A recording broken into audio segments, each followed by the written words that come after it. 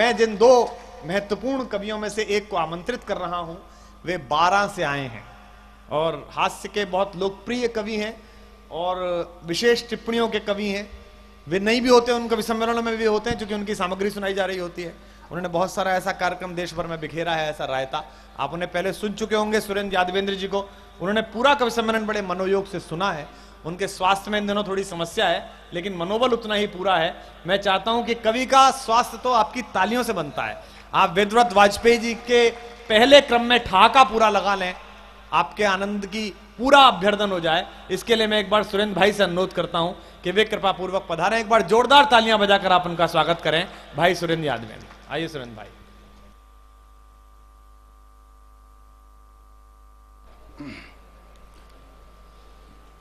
मंच को और आप सबको नमन करता हूं, प्रणाम करता हूं।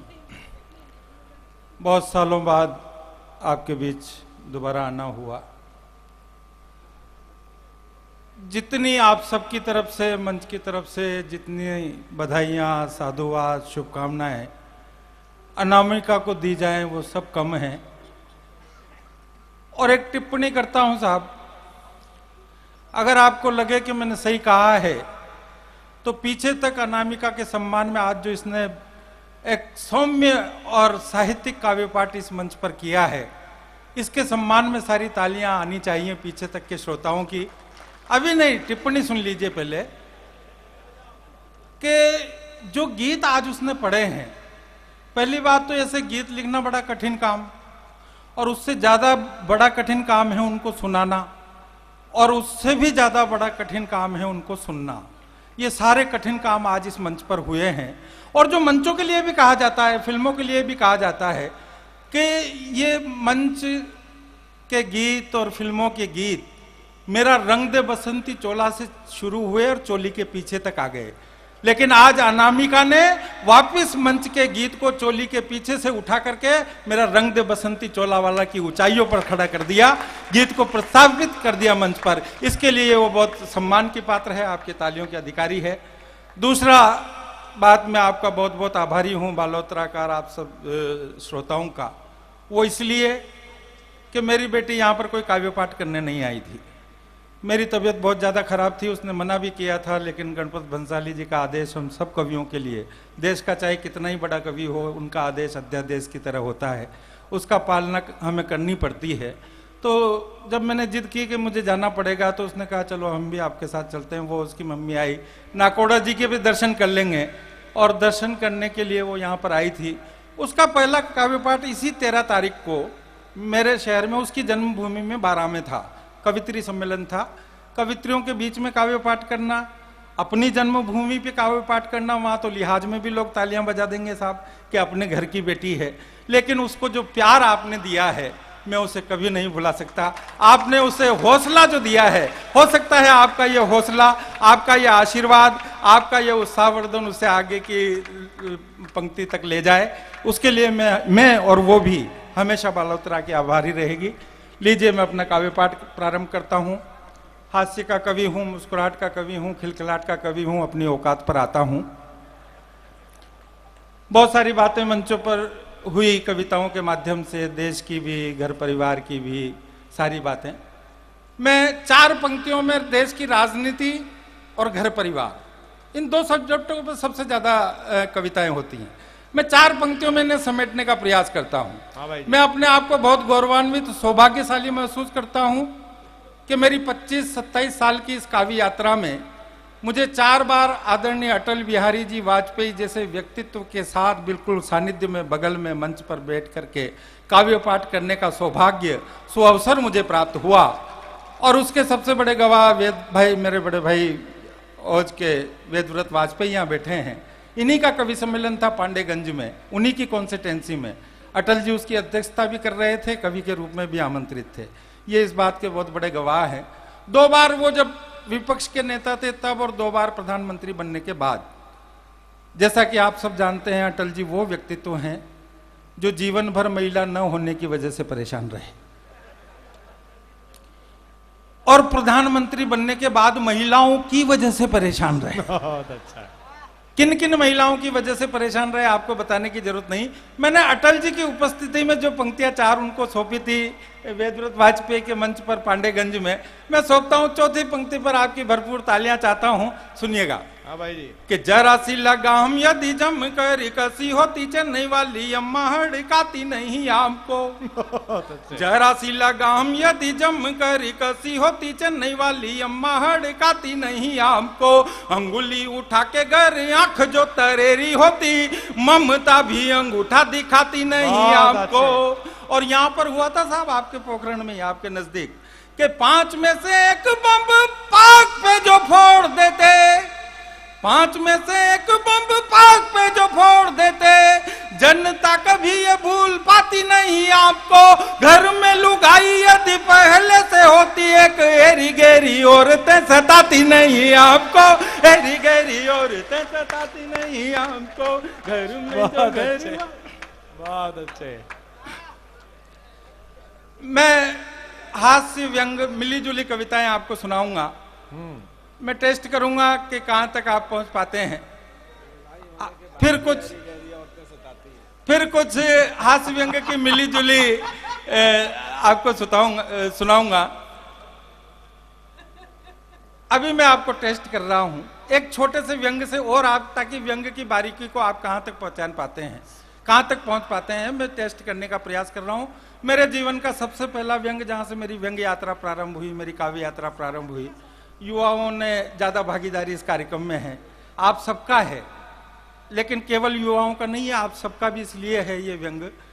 मैं इसका शीर्षक आपको नहीं बताऊंगा, अंतिम पंक्ति इसका शीर्षक है, लेकिन आप सबका इसलिए क्योंकि जिस पीड़ा पर, जिस समस्या पर मैं व्यंग पढ़ रहा हूं, जरूर आपके परिवार में आपका बेटा, आपका भतीजा, आपका नजदीकी रिश्तेदार इस समस्या से जूझ रहा होगा, इस पीड़ा को भोग रहा होगा।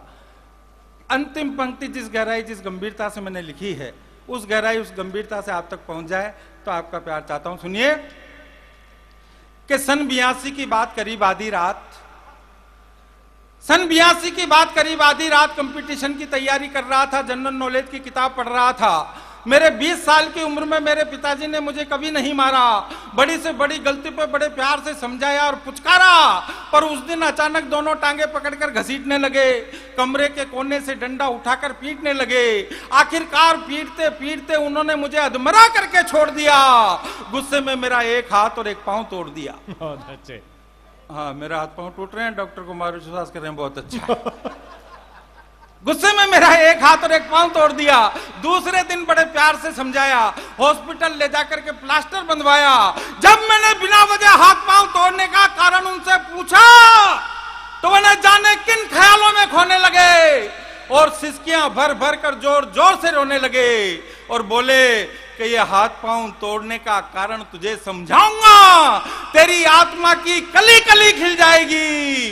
बेटे, इस साल विकलांग वर्ष है, इन टूटे हाथ पांव से तुझे नौकरी मिल जाएगी। बेटे, इस साल विकलांग वर्ष है, इन टूटे हाथ पांव से तुझे नौकरी मिल जाएगी। बेटे, इस साल मेरे गंभीर व्यंग को आपने पकड़ा। मैं अब हिम्मत कर सकता हूं कि आपको अच्छी और गंभीर व्यंग और अच्छी कविताएं आपको सुना सकूं, क्योंकि हास्य क्या है साहब, बल्ब की तरह होता है, इधर बटन दबाया तुरंत बल्ब चालू हो गया। व्यंग ट्यूबलाइट की तरह होता है, थोड़ा सा दिमाग पर जोर देना पड़ता है, देर से उठती है बात। कहीं भी हास्य से शुरू की जाती है, जाकर के अंतिम पंक्ति में किसी न किसी समस्या से व्यंग के माध्यम से जोड़ दी जाती है। जैसे अभी मैं हाड़ौती में रहता हूं, जिस क्षेत्र में, राजस्थान के, हमारे यहाँ आई फ्लू हुआ साहब। जिसके देखो उसके आई फ्लू, जिससे पूछो उसके आई फ्लू। गांव वाले को तो कहना नहीं आता था, तो जल्दीबाजी में कह जाता था कि मेरी आंखों में आई लव यू हो गया है। मेरे भी आई फ्लू हुआ, आई फ्लू ठीक हो गया, दूसरी बीमारी हो गई। मैं आंखों के डॉक्टर के पास गया, संयोग से उस दिन डॉक्टर साहब फुर्सत में अकेले बैठे हुए थे। मैंने कहा चलो अच्छे टाइम पे आए, तसल्ली से आंखें टेस्ट करवा लेंगे, वरना लंबी लंबी लाइन लगती है, 2-2, 3-3 दिन में नंबर आता है। कमरे में कोई नहीं, केवल डॉक्टर साहब, मैं, बीच में टेबल। मैंने कहा डॉक्टर साहब मेरी आंखों में तकलीफ है। डॉक्टर साहब बोले क्या तकलीफ है? मैंने कहा जी मुझे पिछले 15-20 दिन से हर चीज डबल नजर आती है। जैसे आप एक डॉक्टर बैठे हुए हैं, मुझे 2 डॉक्टर दिखाई दे रहे हैं। डॉक्टर साहब ने ऊपर से नीचे तक, दाएं से बाएं तक 5 मिनट तक मुझे बड़े गौर से देखा और फिर बोले कि क्या आप चारों की यही बीमारी है क्या?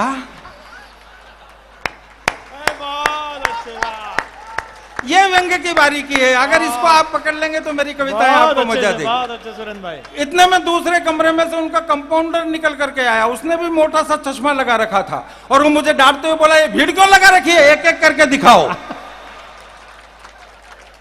बहुत अच्छे। मैंने कहा ये डॉक्टर साहब के भी पिताजी हैं। मेरे बाद एक पेशेंट और आ गया, वो बोला साहब डॉक्टर साहब मेरी दूर की दृष्टि कमजोर है। दिन के 12:30 बज रहे, डॉक्टर साहब ने उसका हाथ पकड़ा, चौथी मंजिल पे ले गए 12:30 बजे दिन में। मैंने सोचा, मैंने कहा क्या लेबोरेटरी ऊपर खोल रखी है इन्होंने। मैं भी जिज्ञासा बस पीछे पीछे चल दिया। 12:30 बजे दिन में जाकर के डॉक्टर ने उस पेशेंट से कहा, बोले वो क्या है। उसने कहा साहब वो तो सूरज है। बोले और कितनी दूर का देखना चाहता है। इसमें सूरज मौलिक है। डॉक्टरों के ऐसे ही हाल हैं साहब। मेरे शहर में एक के पैर में गैंग्रीन हो गया, तो डॉक्टर ने कहा कि ये तो पूरा पॉइजन पूरी बॉडी में आ जाएगा, जान के लाले पड़ जाएंगे, पैर कटवा दो। बेचारे ने पैर कटवा दिया, नकली जयपुर फुट लगवा लिया।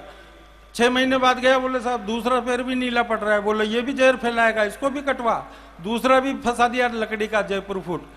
6 महीने बाद फिर गया, बोले साहब ये तो नकली पैर भी नीले पड़ रहे हैं। डॉक्टर ने कहा यार अब समस्या तो अब जाके समझ में आई, तेरी तो जीन्स ही कलर छोड़ रही है। भाई बहुत बढ़िया, वाह, यही इलाज हो रहा है इस देश में, बहुत अच्छे, सब आते हैं मेरे को, यही इलाज हो रहा है इस देश में। बिल्कुल सही कह रहे हैं, यही इलाज हो रहा है।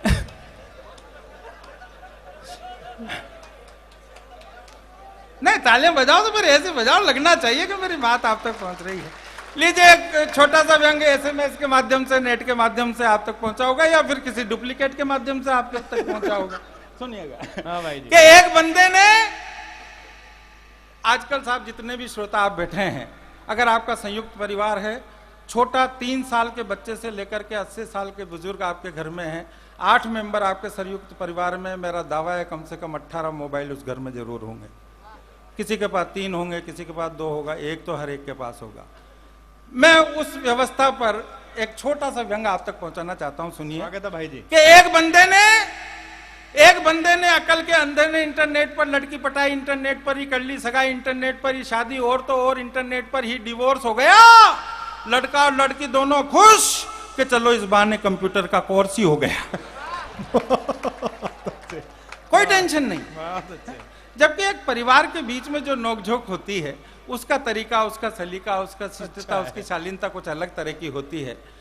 एक और छोटे पारिवारिक व्यंग्य से आपको जोड़ना चाहता हूं कि शारीरिक, मानसिक, आर्थिक परेशानियों से हैरान परेशान हम दोनों पति पत्नी एक पंडित जी के पास गए कि श्रीमान है कोई इन समस्याओं का समाधान। पंडित जी बोले रे नादान, सूर्य अस्त है, मंगल अमंगलकारी है, बुद्ध की महादशा में गुरु का अंतर है, शुक्र नीच का है, शनि का ढैया है, इसलिए रुक रहा गृहस्थी की गाड़ी का पहिया है, राहु और केतु की वक्र दृष्टि है, इसलिए इन सारी समस्याओं की सृष्टि है। इन सब समस्याओं के समाधान का एकमात्र उपाय है, 1.25 महीने तक रोज नियमित रूप से महामृत्युंजय जप के जाप करवाओ। रोज सुबह सुबह 2 बेसन के लड्डू सफेद गाय को और 2 देसी घी में चुपड़ी हुई रोटी काले कुत्ते को खिलाओ।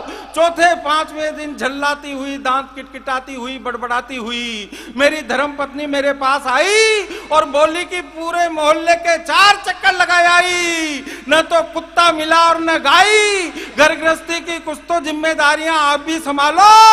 लड्डू मैंने खा लिए, रोटियां आप खा लो। लड्डू मैंने खा लिए, बहुत अच्छे सुरेंद्र जी, आप खा लो। बहुत अच्छे सुरेंद्र घर जी। गृहस्थी के कुछ बहुत अच्छे सुरेंद्र भाई। अनामिका आ गई है, बहुत इसने तबीयत मस्त कर दी आज, बहुत अच्छे अच्छे गीत सुना करके, और इतने साहित्यिक गीत सुनाए। ऐसे आना चाहिए साहब, फिल्मों में आना चाहिए। आजकल तो फिल्मों का माहौल तो आप देख रहे हैं कि वो मुन्नी बदनाम हो गई, शीला जवान हो गई। डॉक्टर साहब ये शीला के बहुत पहले आपको अगर पता हो तो हमारे जमाने में एक रेशमा जवान हुई थी। ये उसी की लड़की है, ये उसी की लड़की नहीं, है। हमारी दिक्कत ये है कि जब रेशमा जवान हुई थी तो हम बच्चे थे।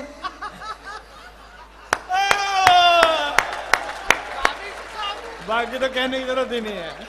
अब जब शीला जवान हुई तो हमारे बच्चे जवान हो गए। अपना नंबर तो न तब लगा और न अब लगा। आज मेरी बहुत चर्चित कविता मैं 11-12 साल पहले सुना के गया हूं, उसके बाद मेरे कई डुप्लीकेट यहाँ आए होंगे। ये पुरानी कविता है, मैं इसे सुनाना नहीं चाहता साहब, लेकिन इसलिए सुनाना पड़ता है इस कविता को मुझे कि इन चोटों ने इसका इतना कचरा कर दिया है। ये लाफ्टर शो के मिमिक्री आर्टिस्ट और देश के 25 अखिल भारतीय कवि जिन्होंने इस कविता की भूमिका को मतलब पढ़ करके और अपनी रोजी रोटी चला रहे हैं, इसलिए मुझे पढ़ना पड़ता है कि कहीं इस पे चोटों का ठप्पा नहीं लग जाए। चोटों हाँ, मैं नाम ले सकता हूँ, एहसान कुरैशी और सुरेश अलबेला मेरी टिप्पणियां पढ़ के रनर और विनर हो गए वहां पर। बिल्कुल आए सामने मंच पे आए, मेरे से बात करें, संवाद करें, बहस करें, तैयार हूं मैं। सुनिएगा, आजकल कोई भी फिल्म में गीतकार हो जाता, और ये कविता इस विषय पर सबसे पहली कविता मैंने लिखी, सबसे पहले, आज से कम 22 साल पहले, जब खलनायक पिक्चर रिलीज हुई 1991 में अशोकनगर गुना में मैंने सुनी थी पहली बार। और सबसे पहले मैंने कागज से पढ़ी थी, राजकोट में बाबा निर्भय हाथरसी और उर्मिलेश जी की उपस्थिति में। तो कोई भी फिल्म में गीतकार हो जाता है, किसी ने चलते चलते 2 पंक्तियां गुनगुना दी, उस पर अच्छी सी धुन बन गई, धुन हिट हो जाती है, गाना हिट हो जाता है, पिक्चर हिट हो जाती है। उन गानों का कोई मतलब नहीं, कोई सेंस नहीं, कोई अर्थ नहीं। अर्थ निकालने बैठते हैं तो अनर्थ निकलता है। ये संस्कारवान लोगों का कार्यक्रम है साहब। एक टिप्पणी करता हूं, उस टिप्पणी को जरूर गौर से सुन लेना, बाकी की बातें आप सुनना मत सुनना। संस्कारवान लोगों का कार्यक्रम इसलिए कह रहा हूं, और मौलिक टिप्पणी है ये भी, हो सकता है कल किसी और के मुंह से सुने आप कि अगर आपको मांसाहार के खिलाफ कोई कविता लिखनी है, कोई उपन्यास लिखना है, कोई शाकाहार के समर्थन में अगर आपको कोई लेख लिखना है, कोई कविता लिखनी है, कोई भी उपन्यास लिखना है, तो मैं ऐसा मानता हूं साहब कि जब तक उसमें मांसाहार शब्द नहीं आएगा, पहले मांसाहार की बुराइयां नहीं समझाई जाएगी, तब तक शाकाहार की सार्थकता अच्छी तरह से समझाई जा नहीं सकती। बहुत अच्छा, बहुत अच्छा। और इसकी तरह इसमें कुछ बातें आएगी, लेकिन जब तक मेरी कविता क्लाइमैक्स तक नहीं आ जाए, पूरी नहीं आ जाए, मेरे बारे में कोई धारणा मत बनाना, और पूरी होने के बाद जो आपकी धारणा बनेगी मुझे स्वीकार होगी, मुझे मंजूर। स्वागत है सुरेंद्र भाई। ऐसे ऐसे गाने आजकल आते हैं साहब कि मल्लिका शेरावत जैसी हीरोइन गाना गाती है कि छोड़ दो आंचल जमाना क्या कहेगा। अब वहां कहां आंचल है, उनको आंचल शब्द का अर्थ ही पता नहीं है, बस लिख मारा गाना। वो एक गाना आता है, मेरा दिमाग ही खराब हो जाता है, पता ही नहीं चलता गाना शुरू कब हुआ और खत्म कब होगा। वो ऋतिक रोशन एक ही लाइन को 20-20 बार, मैं ऐसा क्यों हूं, मैं ऐसा क्यों हूं, मैं ऐसा क्यों। अरे तू ऐसा क्यों, हमें क्या पता यार, तेरे मम्मी डैडी से पूछ, कोई मैन्युफैक्चरिंग डिफेक्ट होगा। नहीं, मजा लीजिए, मस्ती की बातें हैं सब, तालियां वाले बजाते रहिए ताकि मुझे लगे कि पीछे तक भी मेरी बात जा रही है। हाँ, आप मन से सुनेंगे तो मुझे भी सुनाने में मजा आएगा। गाने आते हैं, गोरे गोरे गाल मेरे मैं क्या करूं, अब ज्यादा ही प्रॉब्लम है तो किराए पे दे दे। हाँ, ऐसे सुनोगे तो मजा आएगा। इसमें हमसे पूछने की क्या जरूरत है, किसी के पास 2-3 मकान होते हैं तो वो भी तो यही करता है बंसाली जी। नीली नीली आंख मेरी मैं क्या करूं, फोड़ ले। पर्वतों से आज मैं टकरा गया, क्यों टकरा गया भाई, अंधा है क्या। सरकाए ले खटिया जाड़ा लगे, जाड़े में बलम बड़ा प्यारा लगे, क्यों गर्मी में क्या दुश्मन लगता है क्या। और फिल्मों में से राजनीति की बात, मेरी इस टिप्पणी को देश के बड़े बड़े नेताओं ने 1.5-2 लाख श्रोताओं की भीड़ में बोला है कि इस दिल के टुकड़े 1000 हुए, कोई यहां गिरा कोई वहां गिरा। अरे दिल है कि जनता दल है, बस में नहीं आए निगोड़ी ऐसी जवानी है, जवानी एक जय ललिता है। फिल्म करण अर्जुन में गाना आया, छत पे सोया था बहनोई, मैं तने समझ के सो गई, मुझे माफ करना राणा जी में दीवानी सी हो गई। वारी दीवानी, वो तो छत पे कोई बहनोई सीधा साधा सा होगा, समझो यार। बहुत अच्छे। और अगर छत पर हमारे लालू प्रसाद यादव होते तो लालू जी के लिए कई कवियों ने लंबी लंबी कविताएं लिख रखी है कि साहब उनके 9-10 बच्चे हैं। हालांकि ये पिछले साल का आंकड़ा है, बीच में 2-3 साल वो जेल में भी रहे, और जेल के ताजा आंकड़े मुझे पता नहीं है। लेकिन लालू यादव विश्व में ऐसे पहले इंसान नहीं है जिनके इतने सारे बच्चे हों। आपने एक महाभारत सीरियल देखा था, उसमें एक धृतराज जी थे, लालू जी के तो 9 ही है, उनके 100 थे, और 100 भी जब वो अंधे थे तब। और अगर उनको दिखता होता तो फिर सिर्फ 2। कोई कुछ भी लिख देता है, दूध बन जाऊंगी, मलाई बन जाऊंगी, बोतल में डाल दो शराब बन जाऊंगी, चटाई बन जाऊंगी, रजाई बन जाऊंगी। तेरे बाप का ही राज मर्जी पड़ेगी जो बन जाएगी। तू कोई इच्छाधारी नागिन है क्या। और कुमार, अभी मैं जब गाड़ी में आ रहा था तो अचानक एक बहुत पुराना गाना चला, और मैं तो ताज्जुब रह गया उस गाने को सुन करके कि चलते चलते कहीं रुक जाता हूं मैं, रुकते रुकते कहीं बैठ जाता हूं मैं, बैठते बैठते कहीं सो जाता हूं मैं। और फिर वो लड़की से पूछता है क्या यही प्यार है? और लड़की भी बड़ी बेशर्मी से कहती है हाँ हाँ यही प्यार है। अरे मैंने कहा काहे को बेवकूफ बन रहे हो कि ये अच्छे से डॉक्टर को दिखाओ, ये मिर्गी का दौरा है। बहुत अच्छे, सुपर।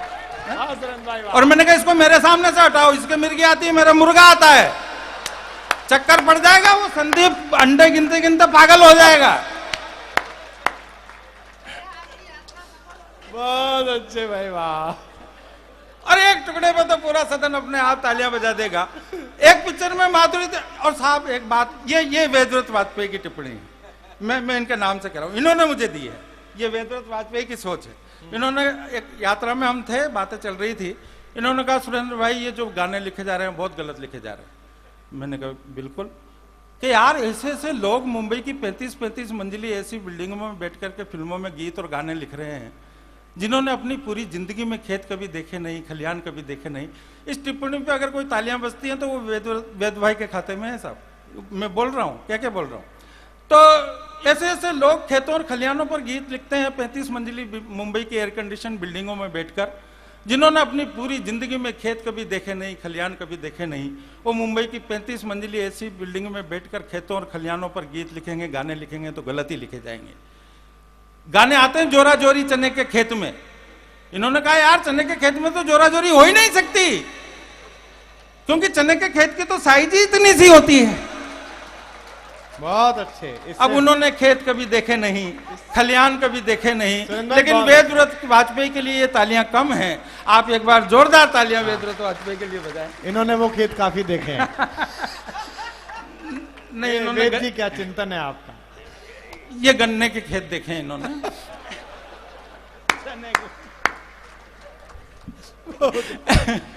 आ गया। लीजिए साहब,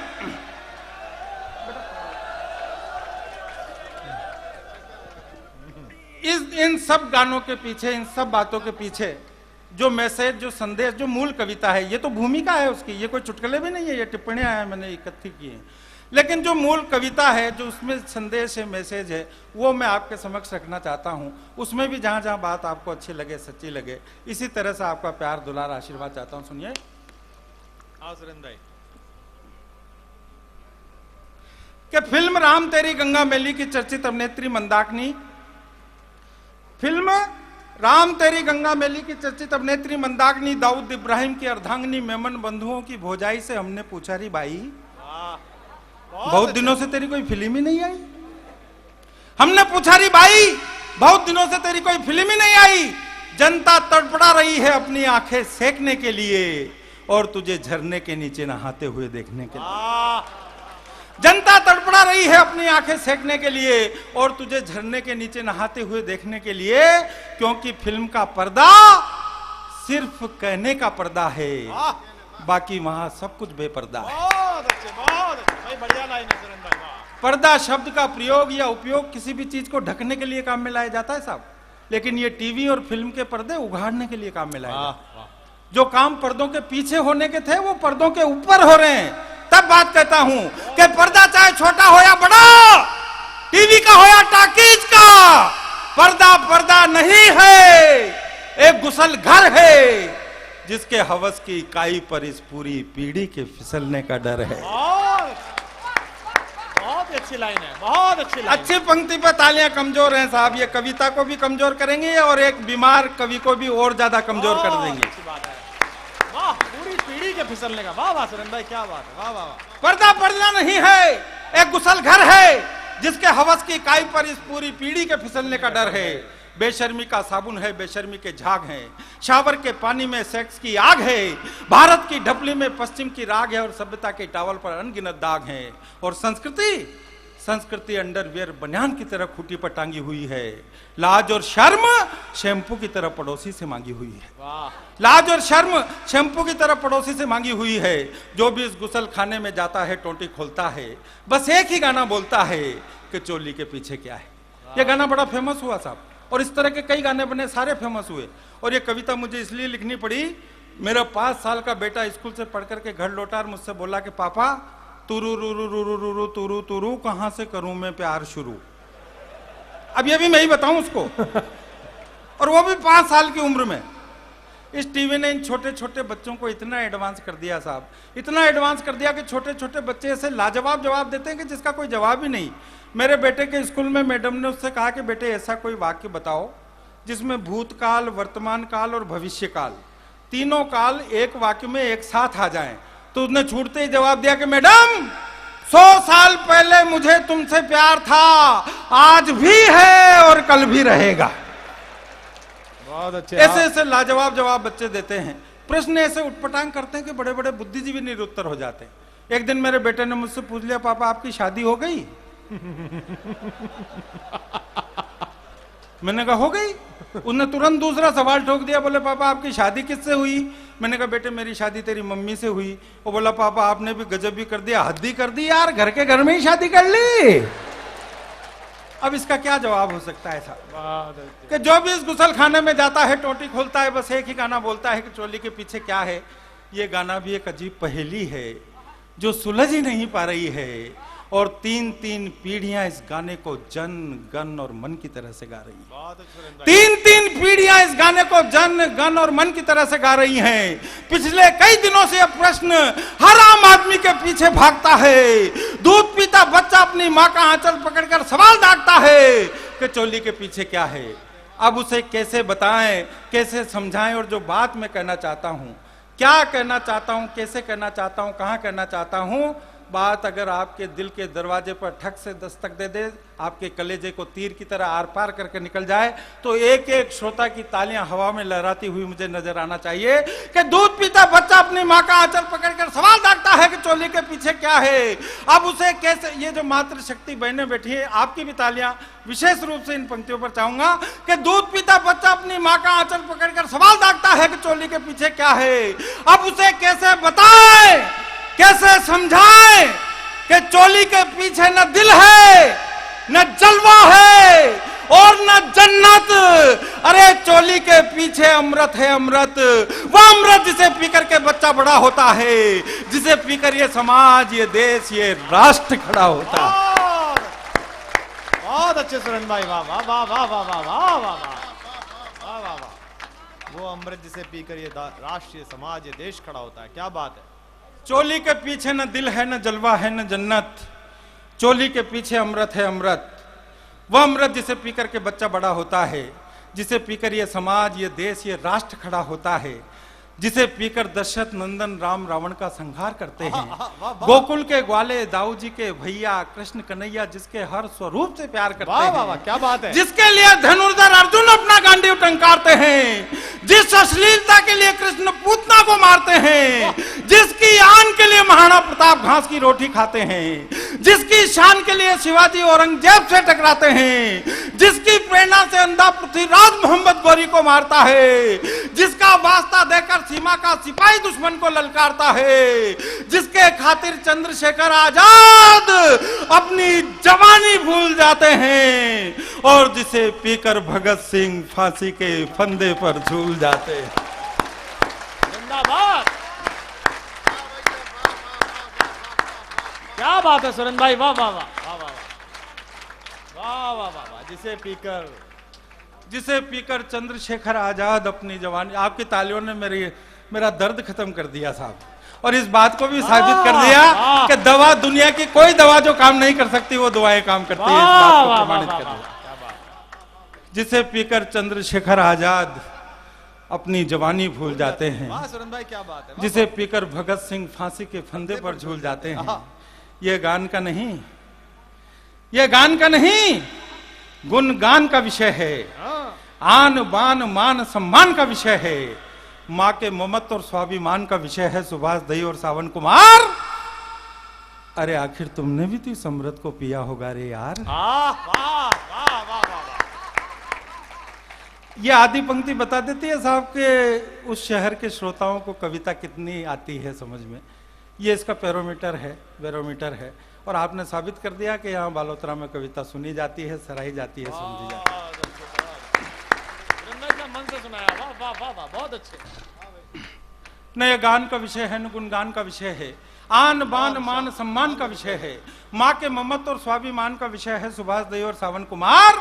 अरे आखिर तुमने भी तो इस अमृत को पिया होगा रे यार। और अगली आधी पंक्ति, जिस आधी पंक्ति को लिखने के लिए मैंने शब्दों का इतना लंबा चौड़ा ताना बाना बुना, इतनी लंबी कविता लिखी, और सच कहता हूं कि इतनी सारी बकवास आपके सामने की, मेरी सारी बकवास, सारी बदतमीजियों को इस आधी पंक्ति पर न्योछावर कर देना, माफ कर देना साहब। इतिहास का वो पन्ना आपकी स्मृति पटल पर हो जिसकी की चर्चा मैं इस आधी पंक्ति में कर रहा हूं, जिसको लिखने के लिए मैंने पूरी कविता लिखी है। राजस्थान की माटी की, राजस्थान का कवि राजस्थान के मंच पर खड़ा होकर के उन स्मृतियों को याद करवाना चाहता है। अगर आपको लगे तो विदाई की एक एक तालियां एक एक श्रोता की उठनी चाहिए कि न गान का विषय है न गुणगान का विषय है, आन बान मान सम्मान का विषय है, माँ के ममत्व और स्वाभिमान का विषय है सुभाष दई और सावन कुमार। अरे आखिर तुमने भी तो इस अमृत को पिया होगा रे यार। अगर तुमने वास्तव में अपनी माँ का दूध पिया है तो अपनी माँ की छाती पर अपने जवान नाखून अंकित मत करो, और भगवान के लिए पन्ना धाई की कहानी को कलंकित मत करो। भगवान के लिए, भगवान के लिए, भगवान के लिए, भगवान के लिए, भगवान के लिए पन्ना धाई की कहानी को कलंकित मत करो। चोली के पीछे वात्सल्य का दूध ही रहने दो, हवस का जहर मत भरो, हवस का जहर मत भरो। बहुत अच्छे, बहुत अच्छे। एक बार हाथ उठाकर जोरदार तालियां भाई सुरेंद्र यादवेंद्र के लिए बजा दीजिएगा। उनके स्वास्थ्य की इस परिस्थिति में भी वो गणपत जी के कहने पर, शंकर जी के कहने पर यहाँ आए और उन्होंने वही जादू साकार किया जो पिछले 2-2.5 दशकों से उनका है। और शशिकांत तो नए नए आगमन के कवि रहे थे। मैं जिस समय मंचों पर आया था उस समय जिसे एक जादूगर को देखकर हिंदुस्तान के बड़े बड़े महारथी हिल जाते थे, वो सुरेंद्र यादवेंद्र थे। और आज बलवंत यहाँ पर कविता पढ़ रहा है तो ये नया लड़का शैलेंद्र शैलू पढ़ रहा है। मुझे ये कहने में कोई उज्र नहीं है, मुझे कोई हर्ज नहीं है कि अगर सुरेंद्र यादवेंद्र की कविता का शिल्प देखें और हमारे नए हास्य व्यंग के दोस्तों का शिल्प देखें तो हमें लगता है कि इन्हें बहुत मेहनत करने की जरूरत है। शैल चतुर्वेदी के समय में, अल्लड़ बीकानेरी के आदित्य जी के समय में हमें सुरेंद्र यादवेंद्र को सुनते हुए लगता था कि इन्हें मेहनत करने की जरूरत है, लेकिन आज सुरेंद्र यादवेंद्र को सुने, इनको सुनकर लगता है कि इन्हें बहुत मेहनत करने की जरूरत है सुरेंद्र यादवेंद्र तक पहुंचने के लिए। एक बार और जोरदार तालियां बजाकर आप उनको आभार दें यहां तक आने का।